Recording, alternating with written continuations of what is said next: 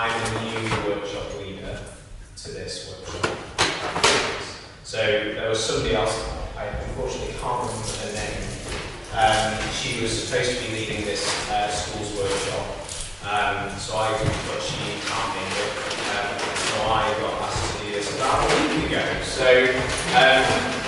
we kept the brief the same, so that to kind of avoid too many bits of confusion or crossover. So although I will be kind of using the same theme anyway, so hopefully it won't be too much of a surprise to you. So just by way of introduction, my name is Dan Morrell. I live actually just down the road, just near the Parkhill Flats, east of Sheffield. But I work at Emmanuel Church, which is in Waterthorpe, which is out towards further east of the city, sort of southeast, near the big Crystal Peaks shopping centre if you're near Sheffield well. We are a four-way denomination, a four-way LEP, so we have the best and worst of four different denominations.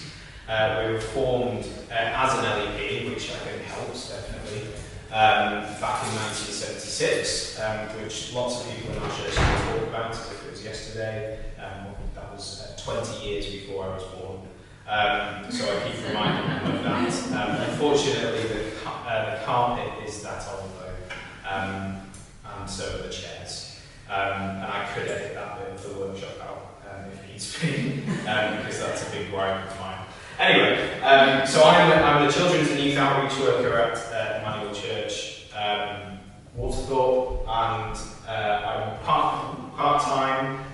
The other half of my week is doing stuff like this, so you'll actually see my flyer in your delegate packs, which is, so I work with churches on all things digital, so from social media and websites to sound systems and live streaming and whatnot. So, but you've not come here to listen to me talk about that. You've come here to not just listen to me, hopefully. I'd like this to be a very interactive workshop, so please just chip in with any questions or comments. I've actually never been to Join Up before, although I went to last year's online one. I've been in post for only 18 months. And weirdly enough, that was my first children's and youth job, paid children's and youth job. I've done plenty of volunteering before that. And so schools work was quite a baptism of fire, shall we say, coming into that. And as the workshop goes on, we kind of discover a little bit about how it came to be and stuff. And so I hope that we will, in this workshop, I'm going to try not to do just all the talking. So as I say, do just put in. And I hope that some of what I share of my experience with schools work will resonate with you, or you'll pick up some ideas, or take some inspiration from it, because I do not profess to be an expert in it. Partly because I've been doing it for less than a year, but also because every experience is different. And so for me to kind of sit here and say that this is how you should do schools work is just wrong. So I'm not here to tell you that. So I hope that we'll just pick up some bits, and together we'll have a conversation and an exploration into how we can reach out to schools. I must admit I was a little confused by the latter end of the workshop description that I was given, in the sense that it says, while still remaining committed to be servants of schools in our communities. Not really sure what that bit meant, so apologies if you kind of come with a mind that that's what you were. It's a long time ago since we chose the workshop. Yeah. It says, as the world around us is changing, so are the opportunities to reach out to schools with the good news of Jesus. Yes, correct. In this session, we'll look at how we can lean into those new opportunities whilst still remaining committed to be servants of the schools in our communities. I don't know why the whilst is in there, basically, because I think we can do both. So anyway, that's a minor thing. I unfortunately haven't been provided with any flip chart pens, but there is some flip chart paper. I was also hoping we'd be in a circle as well. So our first kind of activity, the interactive bit of the workshop. So you'll all need your pen, which you all having your delegate packs, which is very handy, or if you might have brought one anyway. I just like to gauge kind of where you guys are at with your, and I'm not going to assume that all of you here are doing schools work, or maybe you intend to do schools work, but it might just be that you come here and it seems like an interesting workshop, so I'm not going to assume any of that, but on the left-hand flip chart paper, I'd like us to, just to share with each other through writing on the flip chart paper where you're at with any connections you might have with schools, or if you don't have any connections with schools, write that as well. I want to know where we're at, and then what we're going to do later is hopefully flip that on its head quite literally. So flip over the flip chart paper, and then see where we can go from this workshop in that. So just head over there and feel free to write. If you're unable to get down onto the floor, don't worry, I'm sure someone will be able to scribe for you. Just write down your little sentences, words, ideas of where you're at with your school's work, if you do it, and if you don't, write that too, please. So, off.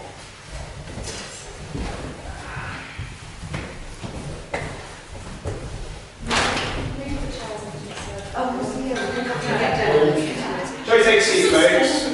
Hopefully you've had a chance as well to write in your own, to read others as well. But that was just to give each other really as well an idea of where we're at in terms of our school's work. I see a lot of large volume of schools as well, not just sort of working with one or two. And for some that might come more naturally, for others, like myself actually, less so, because we are, just to set the scene with Emmanuel,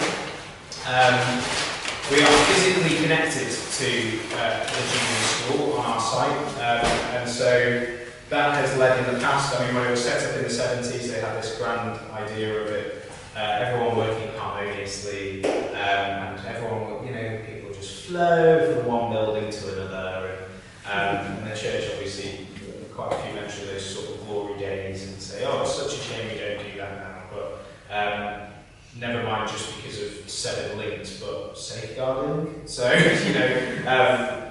there are so many reasons why that's not the case anymore. So it's not just because the relationship has been a bit rocky. But yeah, so we're physically connected to the junior school, so we can walk from our church into the junior school. Not freely, but we can if we wanted to. And one of our fire escapes goes into the junior school, so we could stage some fires if we wanted to force some schools opportunities. And then there's an infant school as well on site, a nursery and infant school, who are not a church school, but they're still heavily linked with our congregation, partly, if anything, just through a couple who work in the school. So like someone was saying about just people who almost so happen to be in the school, we have that link through them, and it has caused some positive links there. And with the junior school, again, when that was set up in the 70s, the vicar of the church was also the head teacher at the school. So you can see where this perfect 3-in-1 body was aiming to work, and obviously it wasn't going to work out like that long term for more reasons than just people falling out. So, but yeah, so the school that I primarily work in is the junior school, which is an Anglican Methodist actually junior school. So naturally they have been looking for some tick boxes to tick, quite frankly, and that's no bad thing from our perspective, because we obviously want to be more than just a tick box exercise, but that's can be a way with things like SIAMS inspections, which is the kind of religious equivalent of Ofsted, for those who don't know. They kind of come in and check. So I'm told, actually, they can sometimes even check the dust on candles in your reflection spaces in schools to see if you've actually lit it. And after I got told that, I was that guy who then went round all the classrooms and went, yeah, that's not been burnt in a while. So,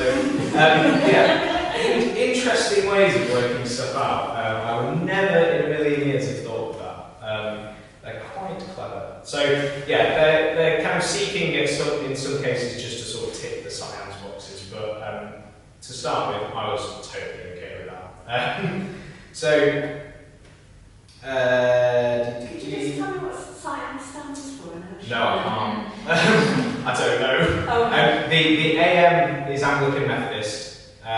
School inspection. Probably something like that. Yeah, so they're kind of exploring everything about the religious aspect of the school, and it's interestingly, I mean, we are a huge white majority school, and probably, I reckon, from my guess, it's maybe about a third Christian.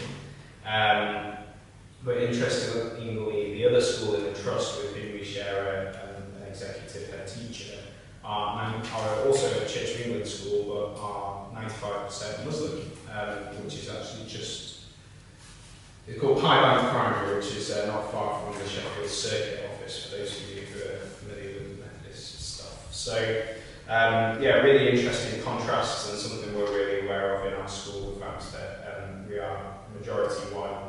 So a lot for when you're in primary school, that's the children's majority experience will be in this white community. So it's something that we really need to be aware of. So yeah, as I said, when I first arrived, there were links with the schools, both schools, but some of them very tenuous. As I said, with some people just so happen to work in the school or have children and grandchildren in the school, which, as I said, is not a bad place to start by any stretch. And many talked about these glory days in the past, and I quite simply said to the church, look, this is such an experience that's so far flung from my own, because that all happened way before I was even born, then I'm just going to start again, because we will otherwise continue to just try and inherit what was in the past rather than creating the future. And there have been some negative connotations with that as well. So I wanted to kind of bury those. And my first involvement in both the schools, and actually to about 20 schools in the area, not 20, it was in S20, maybe about 10 schools in the area, was dropping off a wellbeing box to each of the head teachers. Those of you who know Ben, Harper and Space to Breathe, him and Space to Breathe produced these wellbeing boxes for head teachers.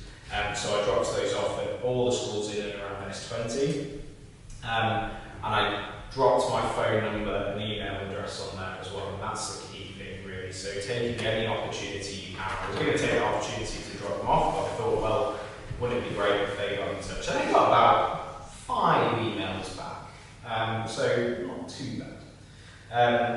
And obviously 2 of those were from the 2 schools on site as well, so that really helped. That was over a year ago now, and I kind of thought of that at the time as a one-off event. I've done that. It's nice that they emailed back and appreciated it, but there it finishes. But and the boxes we then also got we purchased through help from the Sheffield Circuit, a box for every member of staff in both of the primary schools on site.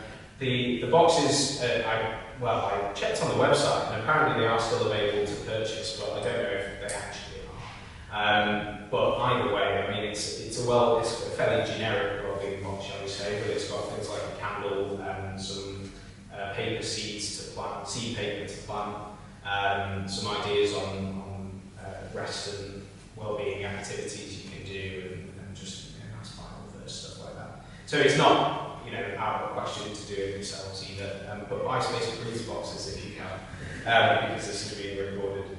And then we'd also I'd begun a link with the junior school through the Reverend Jen Mullis, who was the chaplain at the school at the time, at the junior school. She was a Methodist minister in the local area as well, or in the neighbouring circuit. And she dedicated a huge amount of time to the school. She was So yeah, she gave all of this time voluntarily, and she really did give her heart and soul to that school. And so Jen involved me with some of the assemblies and that she was running, which at the time were all on Zoom. So we were all in the comforts of our own home. Each class was in their own room on Zoom.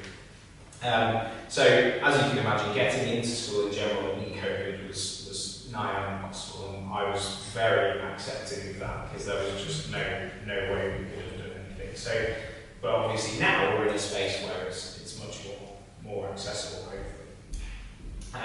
Sadly, Jen died in May last year. Very, very sudden and out of the blue. It was a tragically sad time for the school and the whole community, really. As well as the church, because Joan was involved. She wasn't the pastoral charge of our church, but she was very heavily involved and knew everyone in the church really well. She died on the Sunday, and then on the Monday morning I was outside the school gates, basically just stood around and praying. Smiling at people as they came past, a few weird looks as I did that. Yeah, tip number one, get yourself a hoodie with your title on, because that was the first thing I did when I started the job, and then it became really handy for school because someone stood outside of school just smiling at people, otherwise looks a bit strange. So yeah, get yourself a hoodie. That could be my first piece of advice. And yeah, so during that morning and then after school as well, and the next day I sort of sidled up a bit closer to the gate, so kind of gradually making my way towards the entrance. And again, with COVID, the entrance procedure was quite regimented, so they used to call up the class and they lined up and then they got walked in and stuff, so it was all, which is very different from what it is now. But the next day I brought in a load of breakfast pastries basically for the staff, and just said, these are for you, these are a gift for you from the church, and we're praying for you. Turns out the member of staff I'd given it to was actually the head of school, so that was quite handy. So we began to have a bit of a chat about how they were feeling in the school. And so this does sound like and it was a very negative time for the school. And for me to say the words take advantage of it sounds awful, but we did, we did use an opportunity that was given to us, and the school were very, of course, appreciative of that. So, yeah, it meant as well, because all the teachers were coming out to collect their classes, I got to kind of chat and got introduced to various members of staff as well. And as the week went on, that continued. And later in the year, it was about 2 months later, I helped because the head was really, she felt, at least, I don't think she was, but she felt out of the depth in terms of needing some sort of memorial service as well. So I was able to help her plan that and then lead some of it as well. And yeah, so out of a desperately sad situation came these roots, and it's only in the last couple of months as I've been reflecting on this work that I realised how much of an impact Jen had on me in terms of just the way she worked with the children. I actually never met her in person, sadly, but had many Zoom meetings with her. And then, not long after the memorial service, I met with the executive head and then the incoming head of school, because they were getting a new one, to plan how I could help. We basically offered, I said, let's have a meeting, I'll tell you what I can offer you, and you tell me what you would like from me. And so they said, what they said, what can you offer? And I said, well, actually, I could probably offer up to about 2 days a week. And they were like, well, we just thought you were going to come in and do an assembly for 15 minutes. So offer more than, well, maybe not offer more than you can, but offer really as much as you can, because most of the time schools will take advantage of that, particularly once you get to a point of them hearing your offer, because I appreciate that's not always even possible for them to hear your offer if you're bad. I'm not going to reference that too much, don't worry. Yeah. And so, those minor things, the wellbeing boxes, which I thought would lead to nothing, the kind of secondary person helping on Zoom leading these assemblies, standing and praying outside the school, it actually helped to bridge those gaps and forge the links and really helped to reconnect the church with the school. And I say the church with the school, at the moment, what we've heard is a connection between me and the school, actually. So, I'll come on to that in a bit, because that's a really key element. And so, this academic year I've been working 2 days a week at the school, and as a part-time worker, 2 days a week is obviously quite a lot. It's about 2/3 of my week. But as a church, we didn't have any other or many other projects or sessions or whatever that I was going to start working on, at least at the time. So I thought, well, let's use what I've got to do that. And because my logic so far has been that as long as we can maintain a positive relationship with the school, then I can continue to have a positive impact on the school and its pupils. And at some point, maybe the church will turn around and say, yeah, we want you to do some more stuff in our church building on a Sunday morning. I'm dreading when that day might come, but if it ain't broke, don't fix it. If you're able to spend as much time as you can in schools, then do. Could I ask what a typical day would look like in your role in school? Yes, which is handy because I'm just coming on to that. No, don't apologise. No, it's okay. So on a Tuesday, which is my first day in school of the week, I lead collective worship on a Tuesday, so that's the whole school collective worship, which they always had down as a clergy-led worship. Now, I'm not clergy, but because I'm not even Anglican, so I never use the term clergy either. So I also, as well as just leading the collective worship, I had to plan and shape the school's collective worship plan. So they start with one on a Monday, which the head does. Usually we have a theme each week. So the week just gone was kind of picking up on the end of LGBT plus Awareness Month. This week on the 8th, I think it is International Women's Day. So that's our theme for this week, and then it's National Autism Awareness Week the week after. So the way, and you'll find obviously that rather than having to go, oh, this week's theme is about hope and love and joy, that actually there's so many events and kind of anniversaries even, things like that, that occur within the school year that you can just magpie off all of that and just pick up and steal those ideas. So the head introduces this theme on a Monday. I add the biblical element on a Tuesday.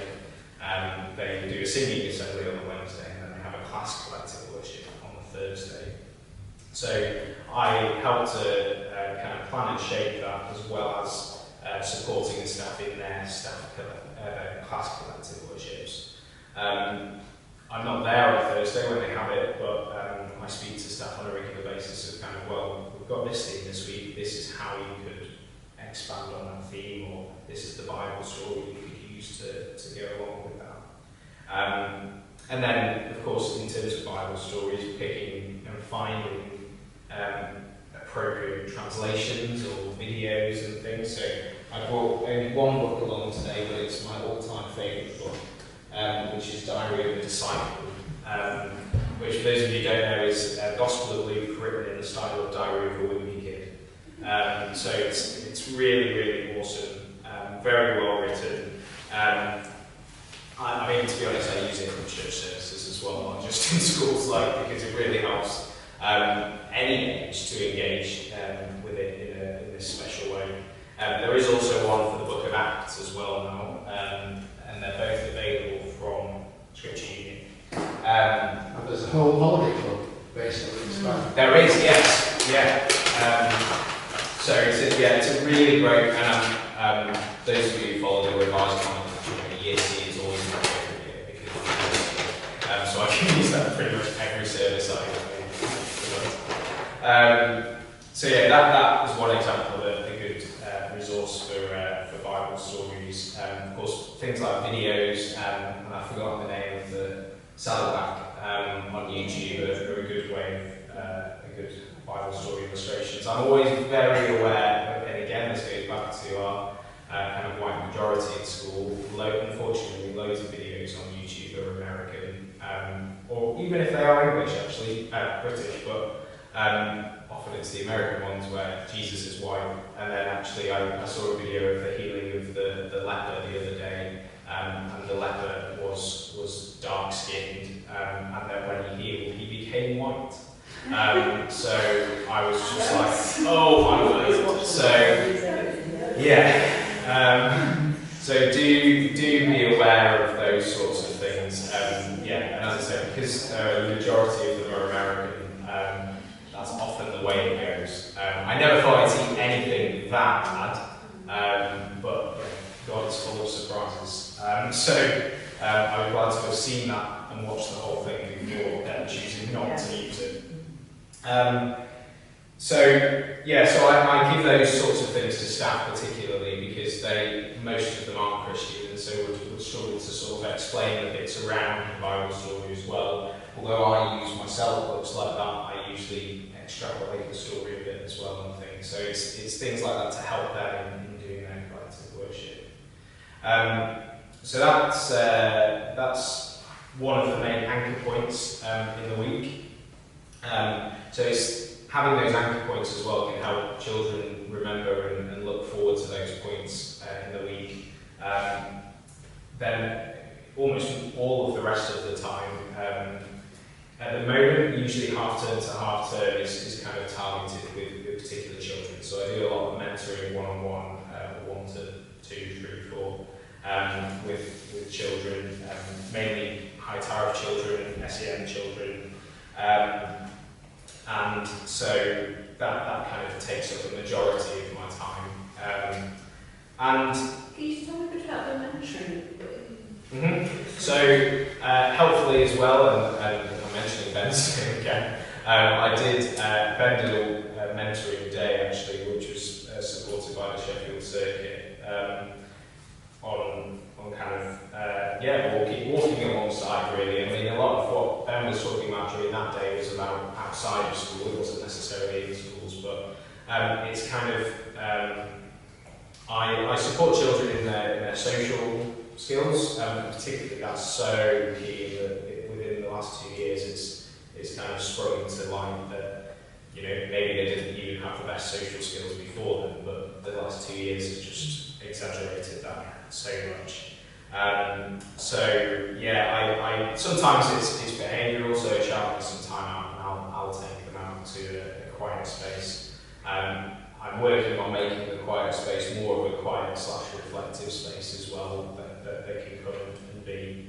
I work really closely with the learning mentor on that, so the school has a learning mentor, and between us we kind of target different areas of the school, or indeed particular individuals, and so usually I'll spend kind of a whole lesson with a child.